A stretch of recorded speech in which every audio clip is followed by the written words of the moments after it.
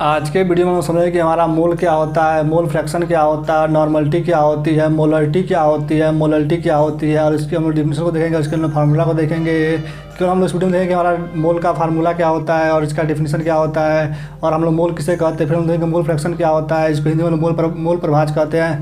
फिर हम देखेंगे नॉर्मलिटी या फिर नॉर्मलता को हम लोग कैसे इंटरव्यू में या फिर एग्जाम पेपर में डिफाइन कर सकते हैं और इसका फार्मूला क्या होता है। और फिर हम देखेंगे कि मोलरिटी क्या होती है, मोलरिटी क्या होती है, इसके अंदर एग्जाम पेपर के अनुसार डिफिनीशन और फिर इसके फार्मूला को देखेंगे। अगर अपना चैनल पर नए चैनल को सब्सक्राइब कर लीजिए, हमारे व्हाट्सअप ग्रुप का पिन किया होगा हमारे कमेंट बॉक्स में, उसको ज्वाइन कर लीजिए। जैसे हम लोग थर्मोडायनामिक्स या फिर केमिस्ट्री से स्टार्ट करेंगे तो हम लोग न्यूमेरिकल कॉल करेंगे। चलिए हम लोग इस वीडियो को स्टार्ट करते हैं।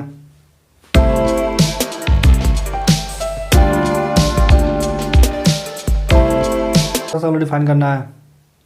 अब हम लोग देख सकते हैं डिफिनेशन को कैसे डिफाइन करना। हम लोग देख सकते हैं कि मोल का डिफिनेशन या फिर इसको हम लोग कैसे डिफाइन कर सकते हैं। It is the number of molecular present in the molecular weight of substance, यानी कि हिंदी में उसको बोल सकते हैं पदार्थ के आणविक भार में मौजूद अणु की संख्या है। यानी जो पदार्थ में जो आणविक भार हम लोग निकालते हैं उसके अणुओं की संख्या को हम लोग मोल कहते हैं।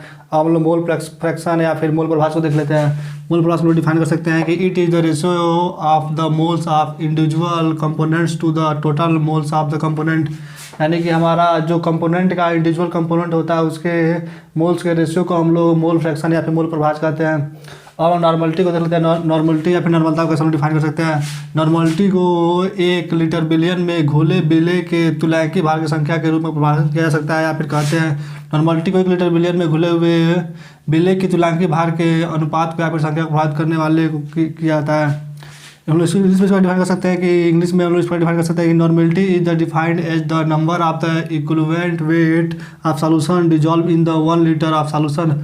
बिलियन की नॉर्मलता का फार्मूला हमारा ये होता है कि बिलियन की ग्राम प्रति लीटर में सांद्रता बटे या फिर बाई बिले का तुल्यांकी भार। और तुल्यांकी भार हमको निकालना, तत्व का तुल्यांकी भार हमको निकालना तो हम लोग इसका फार्मूला लगा सकते हैं कि तत्व का परमाणु भार बटा तत्व की संयोजकता। और बिलियन की सांद्रता निकालने के लिए हमारा फार्मूला होता है उसके बिले का ग्राम माइनस तुल्यांकी भार इंटू बिलियन की नॉर्मलता।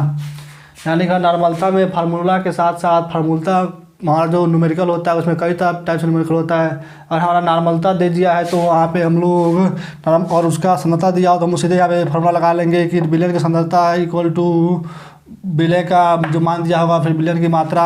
और हमारा क्यों बिलियन की ग्राम प्रति लीटर में सांद्रता दिया और बिले का तुल्यांकी भार दिया हो तो हम लोग इसको इजीली आराम से लगा लेंगे। लेकिन हमारा तुल्यांकी भार ना दे के कुछ और दे दिया हो जिससे परमाणु का भार हम निकाले फिर तो संयोजकता। नॉर्मलता को हमको निकालना हो तो काफ़ी तरह से इसको निकाला जाता है। लेकिन नॉर्मलता हमारे काफ़ी इंटरव्यू में या फिर वाइवा में या फिर एग्जाम पेपर में या फिर क्योंकि न्यूमेरिकल इसका बहुत लंबा बनता है। लेकिन हम लोग केवल यहाँ पे परिभाषा देख लिए है। अगर आपको बिलियन बिले या फिर विलायक सालूट सॉल्वेंट और सॉल्यूशन में डिफरेंस कुछ नहीं समझ पता है तो हमारे डिस्क्रिप्शन बॉक्स में वीडियो का लिंक मिलेगा, आप उसको देख लीजिए, आपको उसको मालूम चलेगा कि सॉल्यूशन क्या होता है, सॉल्यूट क्या होता है, सॉल्वेंट क्या होता है। हमारे कमेंट बॉक्स में ग्रुप का पिन हुआ होगा जो कि व्हाट्सएप ग्रुप पे आप उसको ज्वाइन कर लीजिए। इसके बाद हम लोग समझेंगे कि नॉर्मलता का हम लोग न्यूमेरिकल जब हल करेंगे तो आपको इजीली मालूम चल जाएगा कि नॉर्मलता का हम लोग न्यूमेरिकल हल करना स्टार्ट कर दिए हैं। यहाँ पर हम लोग डिफिनीशन और फिर हम लोग इसका फार्मूला देख रहे हैं। और हम लोग आगे मोलरता और मोललता को देख लेते हैं, फिर हम लोग अवगाद्रो नंबर को देख लेंगे। चलिए देखते हैं इसके आगे। मोलरिटी और मोलरिटी को देख लेते हैं। मोलरिटी यानी मोलरता और मोलरिटी यानी मोललता, इसको देख लेते हैं। हम लोग डिफाइन कर सकते हैं मोलरिटी यानी मोलरता को डिफाइन कर सकते हैं कि मोलरिटी को 1 ग्राम विलायक में घुले बिले के आणविक भार की संख्या के रूप में परिभाषित किया जा सकता है।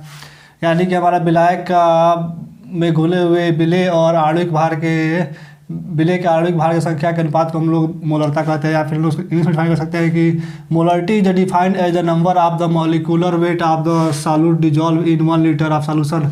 मोलरिटी का हमारा फार्मूला होता है कि मोलरिटी इक्वल टू बिलियन की ग्राम प्रति लीटर में सांद्रता बटा बिले का अणु भार। और इसको हम लोग दूसरे तरह डिफाइन कर सकते हैं कि बिले का भार या फिर बिले का अणु भार बटा बिलियन का आयतन लीटर में। अगर हमारा बिलियन का भार दिया हो या फिर बिले का अणु भार और बिलियन का आयतन लीटर में दिया तो हमारा ये फार्मूला लगेगा। और हमारा बिलियन की सांद्रता दिया और बिले का अणु भार दिया तो हम लोग ये फार्मूला लगाएंगे।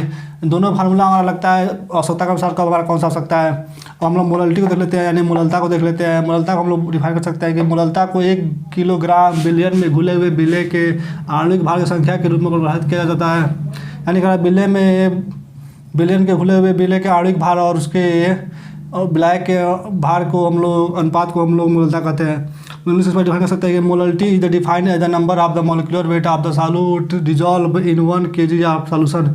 यानी कि हमारा इसमें लीटर है, इसमें केजी है, बस ये डिफरेंस है, लेकिन काफ़ी हमारा नाम सिमिलर है, इसलिए यहाँ पे डिस्टर्बेंस होता है। यहाँ पे हमारा विलय का अणु भार, यानी कि हमारा अणु भार के है, और यहाँ पे हमारा आयतन है, नीचे देख लीजिए यहाँ पे अणु भार देखा गया, यहाँ पे आयतन। इसको हम फार्मूला वाला होता है कि मोलता का कि बिलियन में विलय के ग्राम माइनस अणुओं की संख्या बटा बिलियन में विलायक का भार केजी में, या फिर विलय का भार दिया हो, या फिर विलय का अणु भार बटा विलायक का भार केजी में, यानी किलोग्राम में। केजी का मतलब यहाँ पे किलोग्राम होगा। ये हमारा रहा मोलरिटी और मोलरिटी के बीच में डिफरेंस, और हमारा फार्मूला और इसका डिफिनीशन। अब हम लोग अवगाद्रो नंबर को देख लेते हैं। तो अवगाद्रो नंबर को कैसे हम कैसे डिफाइन करना है। अवगाद्रो नंबर को डिफाइन कर सकते हैं कि अवगाद्रो संख्या को पदार्थ के प्रति मोल कण अणु परमाणु यौगिक, यानी मूल कण हमारे जो होते हैं की संख्या के रूप में परिभाषित किया सकता है। इसका मान 6.002 × 10⁻23 मोल प्रति इनवर्स, यानी कि मोल पे घात -1 या प्रति मोल होता है। इसका सिंबल Na होता है। इसको इंग्लिश में हम लोग इसको इंग्लिश में डिफाइन कर सकते हैं कि Avogadro number is the defined as the number of particle mole atom compound per mole of substance, यानी कि हमारा इसका मान 6.022 × 10⁻23 होता है प्रति मोल या मोल इनवर्स। ये रहा हमारा मोल इनवर्स, या फिर ये रहा हमारा अवगाद्रो नंबर के बारे में। चलिए वीडियो